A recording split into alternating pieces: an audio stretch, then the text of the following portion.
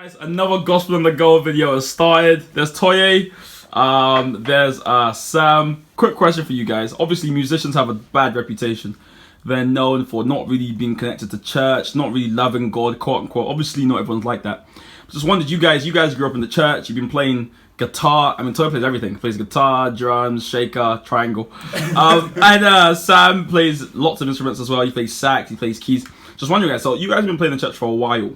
How has playing in church affected how you relate to the gospel, how you think about God, just how you think about church?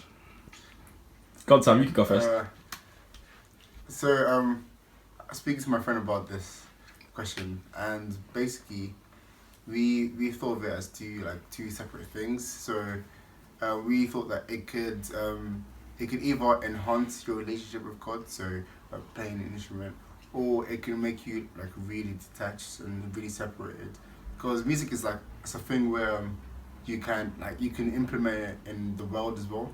So for you can go play for some ungodly music somewhere else, but you can also use it really well for God. So for me, I feel growing up in the church, I sort of transitioned from when I really wanted to be I really want to play for this kind of people. I want to be famous sort of thing. And then I moved I'm still moving to playing just using it to enhance my relationship with God and just experience worship in a much better way. Hear that. What about you, Toye? Are you the similar story to Sam there? Yeah, it's quite similar, but for me, growing up in church playing the choir, it's made me value worship. Worship is more than just singing and playing, but in that sense, it's made me value it so much more. Because of that, you know that worship isn't just playing an instrument. It's what you can do, what it lets you. It's like an avenue for you to really get to know God and spend time with God. And just playing, there's something about it. Just when you play and when you play properly, when it comes from the heart, you just know there's just so much more. You get to see glimpses of God. Oh, come on!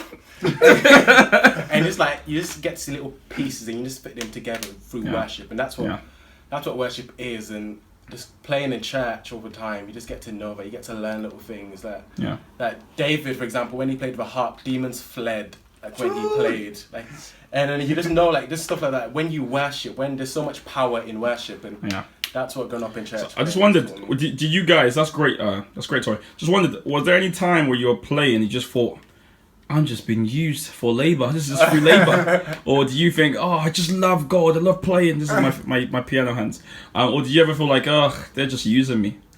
I never felt used, but I never felt I don't know, right at the start, because my church was quite a small church, so you had to do a lot of things, so set up the equipment and all that, and that took a lot of work to do.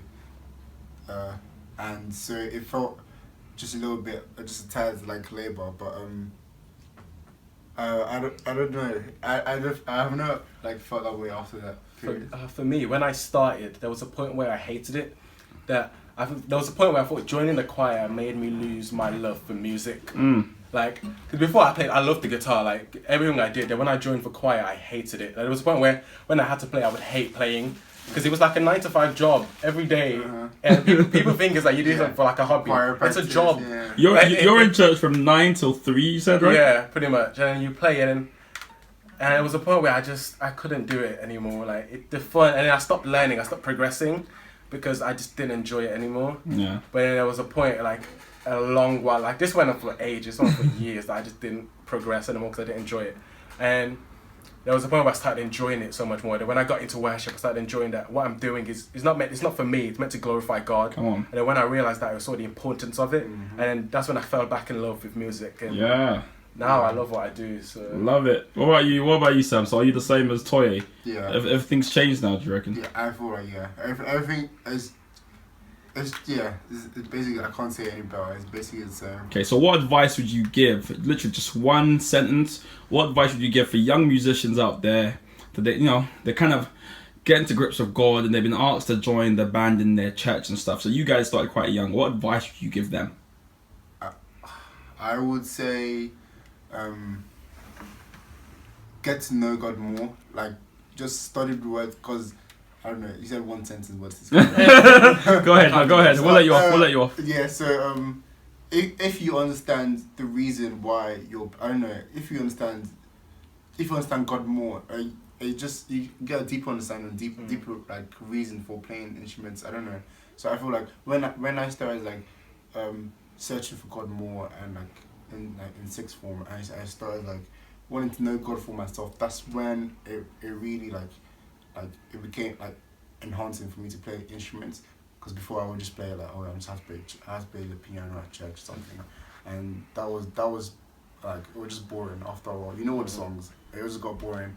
But yeah, definitely just get to know God more. That's my advice. What are you talking? I don't want to sound very churchy, but I just think just pick your craft and just master it. Like, don't just do it for the sake of doing it. Like, David plays skillfully. Like, don't just learn the guitar then go to something else. Just pick something and do it well. Don't do it for the sake of doing it just for bands. Don't just join the choir because it's what the cool kids do in church. You guys aren't the cool kids, surely. We're gonna leave it there because we've got over time. But thank you so much, guys. That's your lot. But see you next time. Who do you think made the ocean blue? Who do you think makes the flowers bloom? Who do you think gives the wind that soothes the sheep?